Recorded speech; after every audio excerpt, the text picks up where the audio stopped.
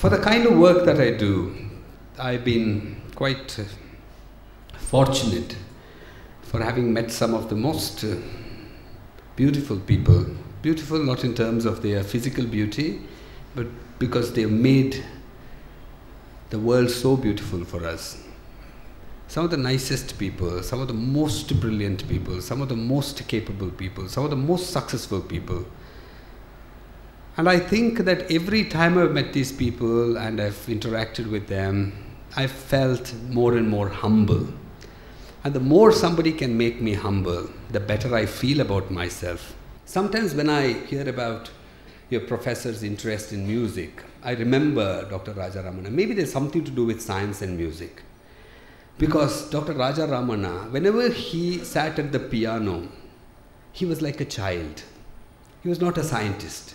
He was not somebody who was the director of NIAS, that is National Institute of Advanced Studies. He was not one of the best scientists this country had ever seen. He was a child. And you know what he told me? If any one of you thought that being a science student, you were better than all astrologers, all religious heads and all that, Dr. Raja Ramana always told me that philosophy is the mother of science. He said, first you imagine, and then you prove it with science. If you don't imagine, there is nothing. In fact, as one of the greatest scientists of India, it was Dr. Raja Ramana who told me the evolution theory in the Indian mythology was so much science than anything else. He even sat on occasions explaining to me as to the close connection between religion and science. Let me tell you, when you go higher and higher and higher and higher, everything gets integrated. There will never be a difference between poetry and mathematics perhaps, or mathematics and painting perhaps, painting and astronomy perhaps, astronomy and storytelling perhaps. Everything gets integrated because every science has emanated from the human mind. All sciences, all arts, all life sciences, all philosophies, everything has come out of that one thing that is the human mind. And when it goes back to that, everything gets integrated.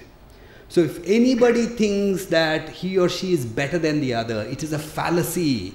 It only shows that you are at a very low level of evolution. Only the day you can see this in that and that in this and everything under one or belonging to one, the unity of knowledge, that is when it can also help you to find some kind of humility. Most of you may think even, what is the role that our lecturers have in teaching us? I think it's extremely essential to have lecturers. Do you know why? Because you need to be told that you don't know everything. Why do you need to be told that you don't know everything? Because that's only when you can push the horizons of your mind to see how much more I can know. On your own, you may never know the extent of your mind. On your own, you may never know to what limits you can push the ability of your thought and cognition. It's only when you are ready to learn from somebody, the humility suppresses all ego and it opens up the space.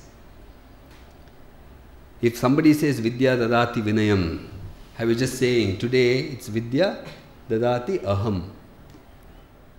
Most people with a little bit of knowledge want to show off. What are you trying to show off? That you know something? You just know something that somebody else has written. That doesn't make you any special. Somebody else has written a book and you have learnt it. That doesn't make you any special. Still the person who has written the book once again may have actually taken the knowledge from somebody else. You're still such a small person who perhaps may have mastered the art of garnering information and retaining it and disgorging it during exams. That's all. Where are you special?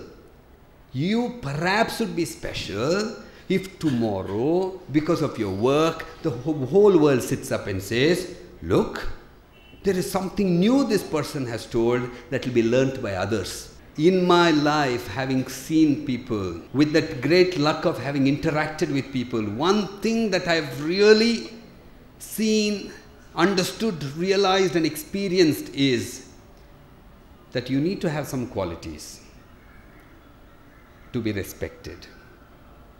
Not just your knowledge. I keep talking about Dr. Rajaramana because I always loved science. To such an extent, I wanted to become a scientist when I was in second PU. If I'm not become a scientist today, let me put the blame squarely on my teachers.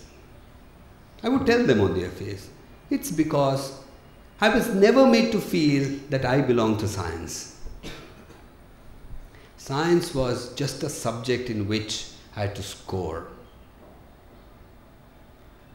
Let me tell you, when I was in second PU, I was actually doing some study about photoelectric effect. I had big theories about evolution. In fact, my lecturers wanted to know that, whether I would really become a scientist, and most of them said, look, you complete PU, then you do your BSc, then you do your MSc, then you do your MPhil, then you do your PhD, then you work under somebody, then in about 20-25 years you'll prove something, and that too, if lucks favor you, or different kinds of lucks. So I used to meet this Dr. Rajaramana quite often because he would tell me everything. In fact, let me tell you, one of the saddest things was, just before he died, he had promised me that he would teach me about how a bomb was made. But I think that was the most shocking news for him itself, so he was not able to live long to teach me that. That was such a humble person. Dr. Babu Jagjeevan Ram, have you heard of him? He was a Dalit and a defense minister of this country. And Dr. Rajaramana was a Brahmin from Mysore, coming from one of those superior class of Brahmins, educated very well for generations. One day, Dr. Rajaramana told me, the best defense minister I've ever seen in my life was none other than Babu Jagjeevan Ram, he said. I was really surprised. A Dalit coming from a small background who really had to fight untouchability, and become a big leader and ultimately become the defense minister of the country. Do you know what he told me? He considered Babu Jagjeevan Ram as the best, most importantly because Babu Jagjeevan Ram tried to understand things before signing anything. Whereas most people would be so arrogant, even without reading, they assume that they knew it. Most important thing for doing well in anything is discipline. I'll tell you why. Discipline brings about an order, and order helps things function better. However high your head can go. That's what Lakshmi Mittal recently said. You know who is Lakshmi Mittal? Reach for the stars with feet on the ground. Because once you lose your feet on the ground, you will become like a kite without its string. What is the beauty of feet on the ground? You still know from where you are. Like everybody else's feet, you too have your feet on the ground. That's what is humility all about. Even after this, if you think that I am the best, God help you. If you today think, my God, I've just begun, you will see a whole world opening up in front of you. A space as big as the universe that's available in your mind, where you can fill yourself with knowledge and still it's infinite. The beauty is in knowing, in not having known. Thank you.